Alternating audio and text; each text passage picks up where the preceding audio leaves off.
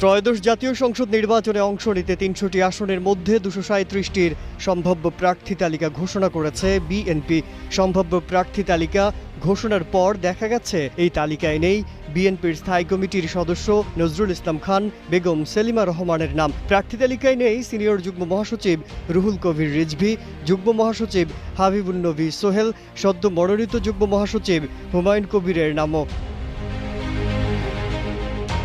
এছাড়া তালিকায় নেই বিএনপি চেয়ারপারসনের উপদেষ্টা আব্দুস সালাম, মোয়াজ্জেম হোসেন আলাল, আমিনুর রশিদ ইয়াসিনের নাম। দলটির ভাইস চেয়ারম্যান আসাদুজ্জামান রিপনও নেই প্রার্থী তালিকায়। বিএনপি থেকে সম্ভাব্য প্রার্থী হতে পারেন বলে আলোচনায় ছিলেন একাদশ সংসদের সংরক্ষিত আসনের সাবেক সদস্য রুমিন ফারহানার নাম। তবে মনোনয়ন তালিকায় এবার নাম দেখা যায়নি তার।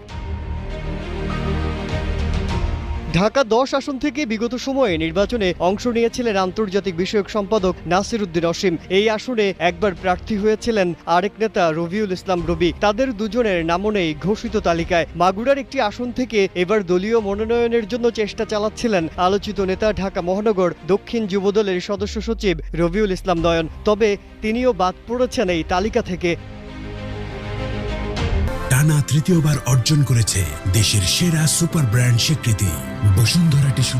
অন্যদিকে বিএনপির সিনিয়র নেতাদের পরিবারের সদস্যদের অনেকেই বাদ পড়েছেন মনোনয়ন তালিকা থেকে। দলটির একটি সূত্র জানিয়েছে, আগে থেকে এক পরিবার থেকে একাধিক প্রার্থী না রাখার সিদ্ধান্ত ছিল দলটির, যে কারণে স্থায়ী কমিটির সদস্য সালাহ উদ্দিন আহমেদের স্ত্রী হাসিনা আহমেদ, মির্জা আব্বাসের স্ত্রী আফরোজ আব্বাস, ইকবাল হাসান মাহমুদ টুকুর স্ত্রী ও সাবেক সংসদ সদস্য রুমানা মাহমুদও বাদ পড়েছেন এই তালিকা থেকে।